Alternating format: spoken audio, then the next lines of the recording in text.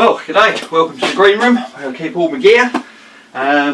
It's now the second week of November, and starting from the first week I've acquired my new ticket for the end of the autumn and the forthcoming winter.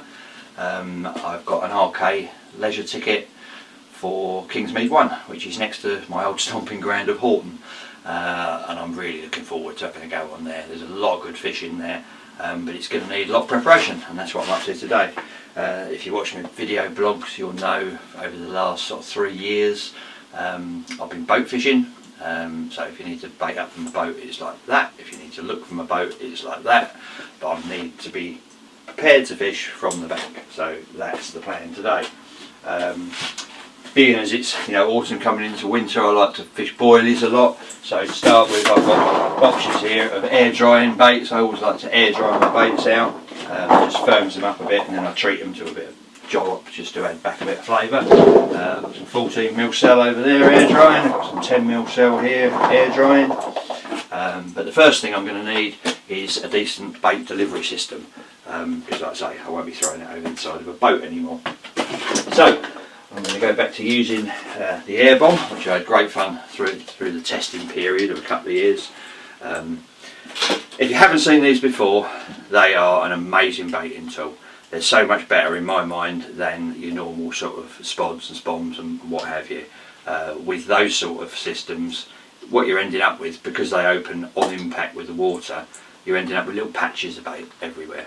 Beauty of this is you fish it against a line clip on the reel. You fish it, I've worked out, usually it's about 3 rod lengths shorter. So if you're wrapping and clipping, say you're fishing 20 wraps, you put this at 17. You're hitting it in the air. As it hits the clip, it's opening in flight. And what that gives you, it gives you a spread of bait, very, very similar to a catapult baiting, but rather than being restricted to 30 or 40 yards, as far as you can cast, you can present a proper patch of bait.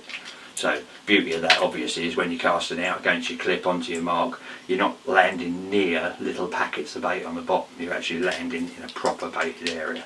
They're very, very easy to use. You just scoop that up like that, pull, shut, slide that down, hook that on the ring, cast out, and like I say, as soon as it hits the clip in flight, out it all comes. So that's my plan for my baiting. All you need to use that with is normal spodding rod. I've got a Banshee spod rod there, decent spod reel, braided mainline, and a heavy duty leader, because obviously you're casting continuously against that, so a nice big thick braided leader. I tend to use the banana braid. I've probably got somewhere in one of these racks there. There you go. See if I can make that. It's a banana braid, bright yellow, very, very strong, perfect for leaders. You can actually use it right through on the reel as a main casting braid, which saves using the leader, which I'm actually going to be doing a little bit later on today. I've got another spod rod there, which I'm going to load up with this, and that is going to be for my other little trick for the winter. I have somewhere, here we go, in here, the Echo Pro. Now the Echo Pro is a floating echo sounder basically, but it's got the added advantage of it's got a camera in there, so it's like a blend really between a fish spy camera and an echo sounder. I've been using a boat mounted echo sounder on the big lake, but now I can do exactly the same from the bank. I've got myself a little pad, they match up to each other. You can do it with a phone or whatever as well. Cast this out, connect it up, cast it out, and that's going to give you a sonar reading of the bottom, which is a lot less sort of intrusive, there's a lot less disturbance than marker floating, marker, because you've got to remember, when you're marker floating, that's hitting the bottom, that's churning up the bottom, you're dragging it across, you're dragging it through where the fish are, whereas this, you can put it out beyond where you want to fish, tweak it into position, and that will give you a perfect little readout of what the bottom's like if you're looking for bars, features of any sort. More so than that though, it will give you the type of bottom. So depending on the reading, you'll be able to tell whether it's hard patches, soft patches, silt pockets, and that I think is going to come in very, very handy for me this winter. Also, later on in the winter, when I get into my zigging, when the water gets very cold, I like to fish off the bottom. The fish tend to, you know, use those mid layers a lot.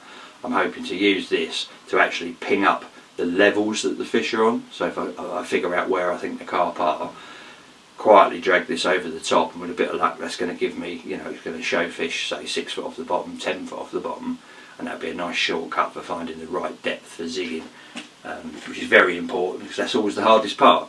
You know, it's all right just chucking the zig out there, but then you've got to work your way through the levels, through the layers, to find the, you know, sort of correct height that they're sitting off the bottom. Hopefully that's going to be a right little edge this winter. So there we are, I've got all my hook baits and everything over here ready, all been treated to little dips. They're just air drying down, absorbing all the dips. Obviously this is a big pop-up section, got everything you should need from the mainline stable up there. But what I'm going to do to start with is I'm going to go all out with one bait, the dedicated mixes, like I say, the cell hook baits, the cell wafters and the cell dips. Got my air bomb to put it all out there with. Got my Echo Pro to find what I'm fishing over. That just leaves the rest of it to sort out. Waterproofs, barrow.